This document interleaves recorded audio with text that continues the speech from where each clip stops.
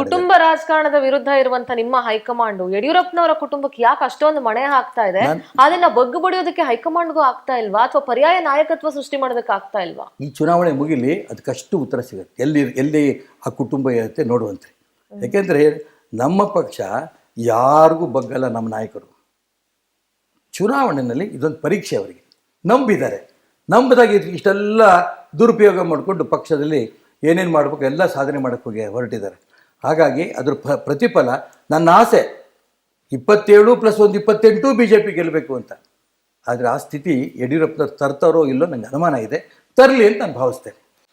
ನಿಮ್ಮ ಮನಸ್ಸಿನ ಮಾತು ಯಾವುದಾದ್ರೂ ಒಂದು ಮಾತನ್ನ ನನ್ನ ಮತದಾರರಿಗೆ ಅಥವಾ ನನ್ನ ಜನಗಳಿಗೆ ಹೇಳ್ಕೊಳ್ಬೇಕು ಅಂತ ಇದ್ರೆ ಯಾವ ಮಾತನ್ನು ಹೇಳಕ್ಕೆ ಇಷ್ಟಪಡ್ತೀರಿ? ಹಿಂದುತ್ವವನ್ನ ನರೇಂದ್ರ ಮೋದಿಯ ಇಡೀ ರಕ್ತಗತ ಆಗಿರೋಂಥ ನನಗೆ ನೀವು ಮೋದಿಗೂ ಬೆಂಬಲ ಕೊಟ್ಟಂಗಾಗತ್ತೆ.